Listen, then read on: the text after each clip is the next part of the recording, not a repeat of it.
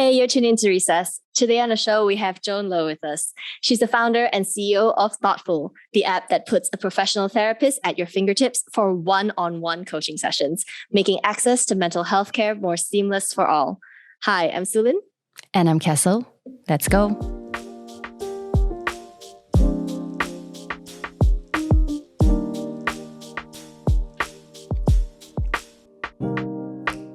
Hey, Joan, welcome to the show. Hi, thank you so much for having me here. So Pleasure. happy to have you here. I actually came across your story through one of our podcast guests, Amanda Wan, when she spoke about you. I immediately knew that I had to reach out and get you on the Recess podcast. And here you have me. I'm so glad we're connected. Amanda does amazing work in the world of mixology. So yes, very excited. Yeah. First of all, I just want to say congratulations on raising $1.1 million in seed funding just this month. How do you feel about that as the founder and CEO of ThoughtFull? Super excited. I think as any founder would tell you, the fundraising process is something that can be time consuming and takes you away from the business building part. But I think this was a journey that was very much full of learnings. And I think it's a great validation for the space, right? Because traditionally mental health care was something that is very stigmatized in Asia. And when it comes to digital healthcare, it's still very, very nascent here. And so the fact that we were able to close our round oversubscribed at 1.1 mil US, I think this was something that was very exciting. And I hope we won't be, the last ones to do so. I hope it paves the way for other startups coming into this space as well, because it's definitely one of the larger ones in the region. So speaking of stigmas, let's try to debunk a few stigmas. All right, so I'm going to present one and Kessyl's going to present one. First one, I'm not crazy. Why do I need a therapist? What do you have to say about that? Well, I think the first thing that I would probably highlight is the word crazy. I think sometimes we use it pretty loosely, like, oh, it's been a crazy time, or, oh, my work is crazy. There's all of these things. But when it definitely comes to talking about mental health, or even the other side of the spectrum, which is mental illness, I think we do need to exercise some discretion in usage of such terms. It could be seen as labeling. It could be seen as triggering for some people. And definitely for someone who's really going through a hard time, the last thing they need is another, label of judgment, right? Where we're making. So I think that's probably one. Hopefully over time, as mental health literacy rates, increase, and we do our jobs by spreading the word, hopefully people will be more aware and sensitive to these things. I think that the second thing that I want to highlight is that a therapist or a coach speaking to someone, you don't actually have to wait till it's, that point where it's critical or a crisis before you speak to someone. It's all about preventative care.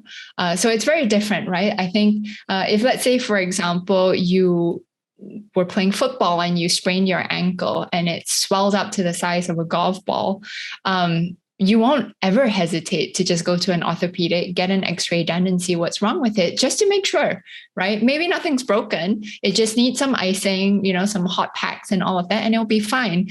But we have no stigma and we just go to the doctor anyway to get that opinion. Yeah. I think it's kind of the same when it comes to mental well-being.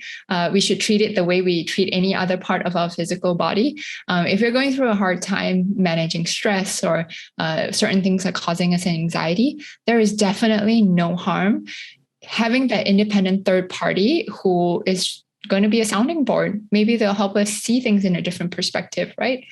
So definitely don't need to be so quote unquote crazy to do that kind of thing. Yeah.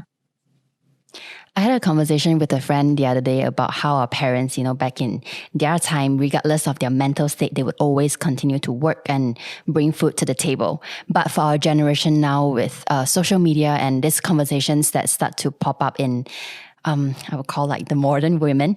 It's more of, I want to take care of my headspace first, then only I can function properly. What are your thoughts on this? I would say it's just a different generation altogether. Now, I think there's always a lot of talk about generational gaps when it comes to mental health, right? So, things that we normally hear are, people from the older generation, the boomer generation or Gen Z or whatever it is, they are not going to understand our mental health needs, because for them it's about hustling, it's about pushing through. Now I do understand there is a gap, but I also don't want to demonize an entire generation simply because we are all products of our era. And I think, their realities were very different. My own family, for example, you talk about my parents, you talk about my grandparents, they lived through, World War I, World War II. The overarching necessity for things were mostly very basic and fundamental, which we all today take for granted. Yeah. And I think because of the foundational hard work that they put and the dedication to building a better life for our generations to come, we have this luxury, we have this privilege to not only be educated and have the knowledge and awareness or be woke about our mental well-being, but we also don't have to worry about those basics, putting food on the table, having shelter over our heads, safety, all of these things that we take for granted today was not a given in their generation. It's a given for us today in most communities, I won't say all. And because of that, we can start thinking about different aspects as well. Is it to say that the older generation didn't, know about mental health or take care about mental health? I would just say they had a very different understanding and an interaction with it. And in our generation, we're products of our era with all the, different characteristics. And so we interact, we understand mental health also in a very different way. And I think it's always good to have that open communication with the other generations. Prior to starting ThoughtFull, you were an investment banker at JP Morgan in Hong Kong. What prompted you to start this platform, ThoughtFull? So I was actually in private banking. So I was at JP for almost 6 years.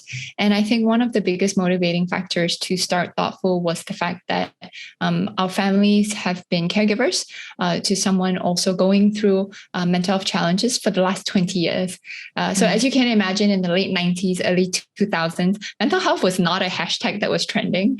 It was definitely not something that people understood. And so over the last 2 decades, I would say we've had a lot of firsthand experiences with the challenges surrounding trying to access mental health care. It's very fragmented. You have to go to 5 different places to figure out one answer. Sometimes you don't even get an answer. And to find those answers, it's highly, highly expensive. And it's definitely not something that, everyone can get at. And so I think what was very frustrating for me to see was how little innovations were actually trickling in, even after 2 decades.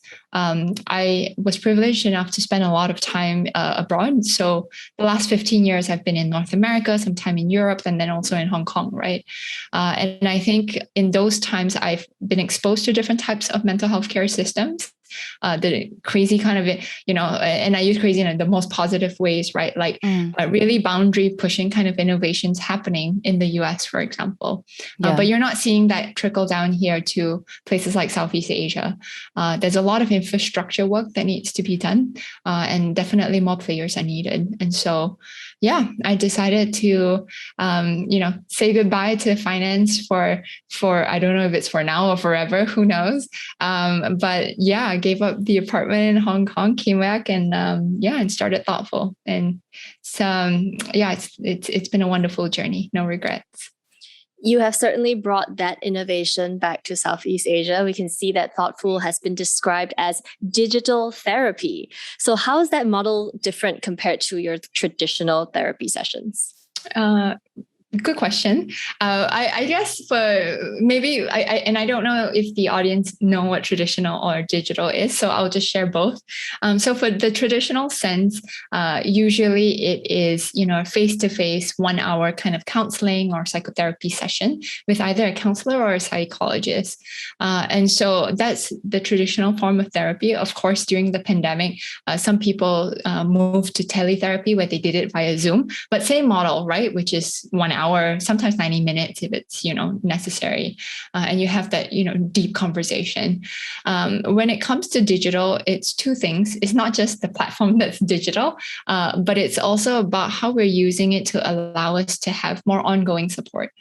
So I think some of the challenges with traditional therapy is, number one, especially when there are physical locations involved, that in itself is an inertia for some people, because it might be super far, there's traffic jam, you can't do it during lunchtime in between work, all those things, right? But the other one is also ongoing monitoring and tracking. And this is where, precision mental health care comes in, because a lot of times people go for traditional therapy maybe once a month or once a week if they can afford it, though that's pretty expensive. And so what happens in between one therapy session to the other is actually a black hole, and a lot of things can happen in a month. Your emotions can just go like whoop, like a roller coaster, right? But none of that is actually insights that your professional will know. And so they're then making decisions or clinical decisions or advice based on a very limited amount of information that is, and that's heavily reliant on what the client can remember to tell them. And so then it becomes less accurate, right? And less comprehensive. And so when you do digital, so I think there's a lot of things that is wonderful about it. It's not meant to replace traditional therapy. There's a lot of good that traditional therapy has, but it's a layer to complement it. I think number one, for sure, is the insights that you can get. So for example, on ThoughtFullChat, you have your mood trackers, your thought journals, your clinical assessments that helps you to keep engaged throughout in between your traditional sessions, right? So that you actually know how you're faring over time. Is it up? Is it down? Why is it up? Why is it down? How do we figure out those patterns? You cannot figure out patterns if you don't have the data points for that. And then I think the other aspect, apart from just monitoring and continuity, is also the fact that you can use digital for economies of scale. So for example, for the consumer side of things, on ThoughtFullChat, we've really tried to bring prices down. So a 1 hour counseling session typically runs at about 200 ringgit an hour. Mm-hmm. That's the typical. So for us, we've tried to give, for that 1 hour session, we want to give you full unlimited access to your professional for the entire month. You can text an audio message anytime, anywhere, and your coach, we call them coaches, but they're all counselors and psychologists, and they can basically, check in with you asynchronously within 24 hours. Yeah. I thought to just share my personal journey because after I heard about ThoughtFull and I said I want to try out the app, and I downloaded 2 days ago, and I had my first chat this morning right before the recording. And I think like what you said, if it was in a traditional setting where you have to go to that room, the traffic, whatever, maybe you would be scared, because when I was like texting the person, I feel a bit like scary because it's my first time. And I think it's just the Asian mindset of like, oh my gosh, you're going to see a therapist. And now I think it truly makes me feel like safe from here, but it's still kind of scary to send the first text and like to share my goals, what I want to get through this sessions. But my question is, on a scale of 1 to 10, 1 being completely ignorant and 10 being very familiar, how would you rank Malaysians' mental health awareness? Before the pandemic, I would probably rank it at maybe 4. And then after the pandemic, possibly, I would say maybe about 6 to 7. But again, I think it really depends, right? We all live in a bubble. So in Malaysia, if you're in Penang, if you're in KL, Klang Valley area, in Johor, like in the big cities, I think there's a lot more exposure to something like that. But there are also areas that maybe have not, right? So I think it's something we should take into account. But on that note too, awareness and literacy is two different things. To know about the word mental health is one thing, but to actually understand what it is, what it isn't, and how we can interact with it on our own or be of support to someone else.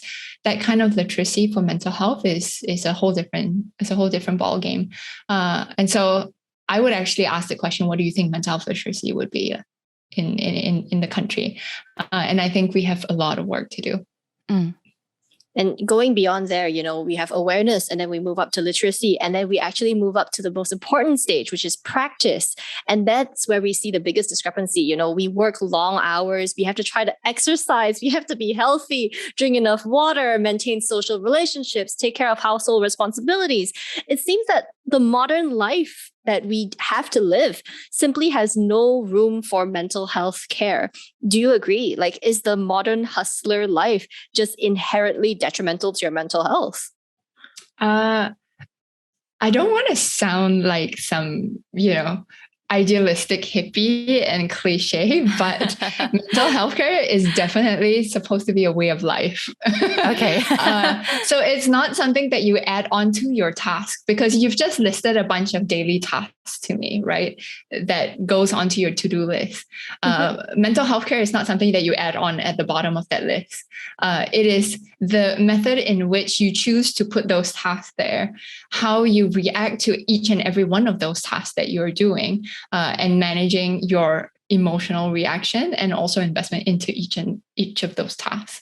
Wow. And I think with mental health care, for example, you brought up the hustler life. I fundamentally do not agree with this, even though I myself have been definitely in those kind of environments. And I think we all are, right? There's this glorification of the hustler life. And to be honest, there's nothing glorifying about being burnt out from the hustler life. And so I think it's definitely something to consider. When you're eating, are you mindfully eating? When you're doing your house chores, are you doing it with a lot of resentment and hate, or are you doing it because it's part of maintaining a beautiful environment for you to be happy in? It's that kind of angling, I would say, in frame of mind as well. What lens you kind of view things under, right? Yeah, exactly. So just to follow up on that, so a little bit of a personal story. I just finished bar school. So for those of us who know about bar school, we know that you have no life. And sometimes it feels like we don't have that option. You have 30 chapters that you need to get in your brain by the end of this week and something like that. So sometimes it's not just about the lens. It's also just about the amount of work that we had to deal with. And honestly, I have never broken down so much in my life. But in those situations where the task list is just set for you, where you don't have a choice on how many things you can put on that list, how do we as people change that lens? How do we snap ourselves out of that bad headspace? I don't have a choice to take a break. I have to complete all these things. So how do I snap myself out of, hating myself? Yeah. So I think sometimes we will be in those situations. I mean, I used to be in finance, and it was JP Morgan. also, no, I won't say JP Morgan's horrible. I actually really enjoyed my time there, and I have a lot of great mentors. But just the industry in general is pretty strenuous, right? It's super long hours. There's more work than one individual should be doing, most probably. And I think sometimes we're in this situation where we feel like we just don't have a choice. We have all these things we need to do, and what do we do about it? And this is where I would break it down, right? A lot of times our anxieties, our stress levels rocket up because we look at everything as this big blob of things. Like, I have so many things, so I cannot take any breaks, blah, blah, blah. But reality is, if you took a half-hour nap, or if you took a 5-minute pause to do a quick meditation, or maybe even, an extra 5 minutes in the morning before you start your day to do a quick journaling, or to talk to your coach, right, about how the day was like, at the end of the day. Is that going to really be a life? Like, is that going to really put everything off track? I don't think so. A lot of times, these are small practices that we can put into our daily life. Taking a short walk. I mean, is it going to because of that walk, do you think you're not going to be able to finish your task ahead? I don't think so. You'll most probably be doing it much faster and better because you have that headspace and the clarity of mind. So sometimes it's about not looking at things as a big blob, but understanding like, okay, there's a lot of stuff. How do I break that down? And then as I break that down, can I slip in one or two things that will allow me to power on better? Or at least be in a space where I don't spend half of my energy freaking out.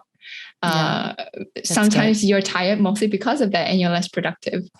So at what stage should someone start to seek professional help instead of just confiding in their friends and family? So I'll ask the same question, right? At what stage do you go to a proper gym and a yoga class rather than asking your mother and father or your friends to teach you a class? Do you wait until they teach you and then you get injured because they weren't qualified to do it? Or do you go right off the bat? But I feel like this is something that is natural for us to do, like to confide in your friends about work or like relationship. Like we just talk it out because we are best friends and then we share our struggles together. Yeah. And honestly, I think that should continue to go on, but are they the best, I would say, objective sounding board to help you reflect and react in the most constructive manner? The things about family and friends is that they're quite entrenched in your life. So for example, you're not going to get a surgeon who's going to operate on his mother, right? Because they're too emotionally vested in it. And there's a whole bunch of code of ethics that probably is being crossed over there. But there's a reason for that. It's because emotionally they're too vested. So they can't make the right decision and objective, like hold their objectivity. And it's the same thing, right? If we're going to friends and family for support and to, have a chat and just have a release, that's totally fine. But if you're going to go to them and expect them to give you constructive answers all the time, every time, then my question will be, is that the best use of your time? And are you being fair to them as well? Mm-hmm. Right? Because it's your agency to make those decisions and in your life. So why are we putting that onus on them? So I think there's a couple of things to think about when we do that. To me, I kind of feel like talking to your friends or family is kind of like taking Panadol. So like for the small minor issues, you may be able to get away with it. But like when you start to like really fall sick, then, if Panadol is not working, then you have to recognize and maybe get, medical or get a doctor essentially. Do you think that this makes sense? I would say maybe there is a negative lens to which that was angled, because why is it that we're angling it as you have to be sick in order to do that? Mm-hmm. For me, it's all about being proactive, even when you're at the best of your mental health. Mm-hmm. And so, for example, you're not going to wait. Again, you don't wait until like you're healthy and you still run twice a week. Exactly. You're not going to wait till your muscles start atrophying before you go and exercise. You do it before it happens. And it's the same thing for your mind, right? Like we should constantly be building a sense of self-awareness, which I don't know why we don't have classes in this in schools. We probably should. Our emotional well-being, are we even aware of the emotions that we go through? Do we know how to label them? These kind of things. You don't have to wait till you're already mentally, going through a lot of challenges. It's things that actually help you be stronger, better, more resilient early on, so that you don't have to take that Panadol in the first place. So for those who may not be prepared to seek professional help, how can we as quote unquote normal people better support our loved ones? I would say that I don't believe in like normalcy. I think we're all unique in our wonderful ways. But I think for us to be of best support to other people, take care of yourself first. Otherwise, you're in no place to take care of anybody else. Mm-hmm. And you might even, do more damage than not. So I think that's definitely one. The second thing, as a caregiver myself, I think it's pretty imperative for us to actually know what we're talking about and what we're doing. I think the last thing you want is to project your opinions on someone that may or may not be needing it at that point in life, right? And so I think educating ourselves about maybe what they're going through, and knowing when to say, actually, this is something I am not sure how to best support you, but I am totally here with you, and I can go with you to go seek out some of those answers, and maybe we can go speak to a couple of people who will have those answers. I love your message, Joan, that you're like, let's do preventative and let's not do it as a cure. Because if you constantly take care of, like, let's say your physical health, right? If you're always taking care of your diet, you don't have to worry about the health complications that come when you get obese. And that similar line of reasoning applies to mental health. And I love how you take that and you're just like, we're not here to fix your problems. We're here to be a guide to prevent you from getting worse or to keep you in a good headspace. And I think that prevention better than cure. I know like people say this all the time, but when it comes to mental health for something you can't really see, that becomes all the more important. Thank you so much for coming on the show today and teaching us so much. It was very informative.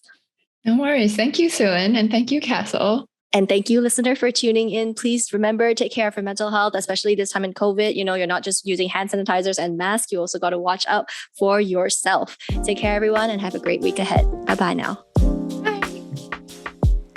That was a really good conversation.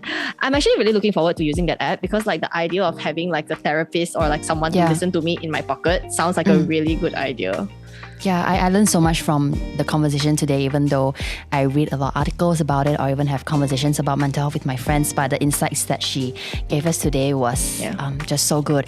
And also to our listeners who's listening to the Recess podcast, Joan, after the conversation, she's kind enough to give our listeners a promo code. So for those who's interested, who's curious, and who wants to start on this journey, and you don't want to go out to a traditional therapist, I think this is a good place to start. I myself have started yesterday. So for those who are interested, again, the promo code will be listed down in our description box below. So feel free to check it out and have a good day.